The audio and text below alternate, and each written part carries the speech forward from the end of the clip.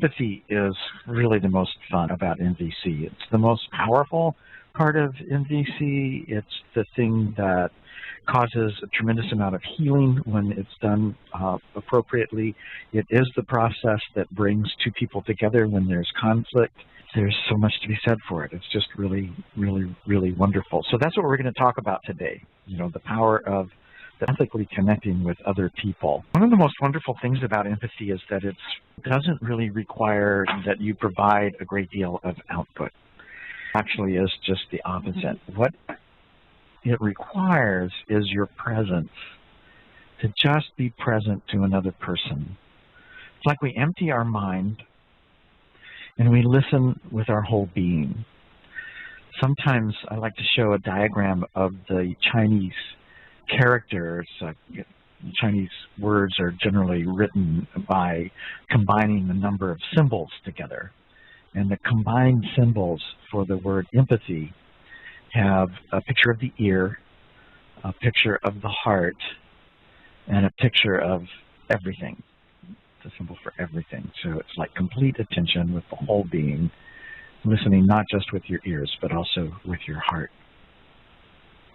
Really listening to what's going on with another person. Marshall Rosenberg likes to say about empathy is that what you're doing is you're going with a divine flow. To give more clarity to that is that when you're in an empathic situation and you're giving empathy to someone is really speaking, you'll notice that their conversation might tend to hop around from one place to another. You might start out talking about a specific topic, and then pretty soon they're really talking about something else. And you're following along with that, and if you were, following with your rational mind and try to take notes on the words that they're saying, you might notice that, whoa, suddenly now they're really talking about some entirely different sort of thing. And what they're doing is they're taking this empathic pathway to the depth of their being, because someone is there listening to them, someone is there giving of their presence, and they're able to just explore their life experience. And oftentimes when we are triggered by something that somebody does, triggers a certain response in us, and then the reason that that response was triggered in us really has to do with something different than what actually happened, and then even that might have something to do with something different than what happened then. So there's this kind of hopping around our consciousness and our memories and where our experiences are stored, and it's an unfolding of what's really alive in us and what is at the root cause of what we're experiencing. So when we're giving empathy, we just want to focus on what's happening with that other person, with what they're.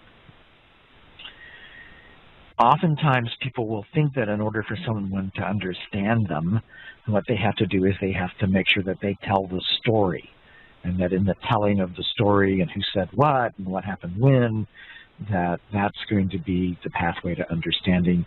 And if that's happening, then we really try to sort of tempt them away from the story and the past by, guessing what they're feeling and what they're needing right now, because there's no healing in the past. There's no way to go back into the past and change what happened. So concentrating on the story is not going to be very helpful. And in particular, if the person that's there with, you're the person giving empathy and you were there at the story, it becomes even less useful because your experience of the story is going to be different than the other person's experience of the story. What is important is what's alive in the person right now. So what do we do when we're giving empathy? Well, besides being present and really listening, we're listening not so much to the words the person is saying, but we're listening to the feelings and the needs that they have. And we're just there. We're just translating everything that they say into our connection with our experiencing as their feelings and their needs. And if they're saying things like, well, I felt really anxious because I had a need for some confidence and some clarity about what was going on, then there's nothing for us to do except just really be there with them, experiencing anxiety and the need for connection and for clarity. But if they're involved in the story and they're not really expressing what their feelings and their needs are, then we can make a guess. So, gosh, I'm guessing maybe you were feeling really anxious because you really wanted to have some clarity about what was going on. And then that helps them connect to their feelings and their needs. However, if they're already connected to their feelings and needs, then all we can offer that's helpful is to just be present for them, to just be there. So we offer your verbal reflections to confirm what we're experiencing, and sometimes to create a greater sense of connection, especially if someone's really triggered. And I was so furious. And yeah, I can see how furious you were, just to make sure they know that we've heard them. And then when do we know empathy is over? Yeah, empathy generally tends to be over when the person who's speaking has what we call a post-empathic shift. Something happens. Their posture might change, their tone of voice or the pace that they're speaking at might change. They might even just stop talking. And that is an indicator to us has received the empathy and that our process is kind of complete. And then sometimes after their process is complete, they might ask for some advice or what our experience was, or if we've ever experienced anything like that. And then, you know, if they're willing to have their attorney sign a document saying that they promise not to sue you after you give them your advice or your story, then you can go ahead and share with them. That's supposed to be funny, but I don't think I handled it very well. I'd like to share with you now some notes that I took from a talk that Marshall Rosenberg gave in October of 2003. He talked about how empathy is not mental. It's not an intellectual understanding, and any attempt to make it an intellectual understanding will actually block the empathy. It's helpful to think of it as if you were riding a surfboard. It's where you're finding the energy in a person and you're riding that energy. We give up expectations and projections and comparisons and analysis. We try to empty our mind and just listen to this person with our whole being. And Marshall quoted a well-known philosopher and teacher, "When two or more are gathered in my name, there I am." He said that when two people are really connected in this divine energy, that is empathy, that it is connecting with the divine energy of life. Martin Buber, that was Jesus Christ, and another great teacher, Martin Buber, says, "Our full presence is the greatest gift that one can give." Other things that can really help us when we're giving empathy is to forget everything we know about another person, because any understanding that we have of a person will block the flow of what this person is expressing. Knowing blocks the energy. So we try to bring nothing of the past. The present moment, it's a unique and sacred event. And the more that we talk about the past, the less healing there is. We also want to be careful not to hear what another person thinks and to not get caught up in the words that they're saying, but to only hear what they're observing, what they're feeling, what they're needing, and what they're requesting.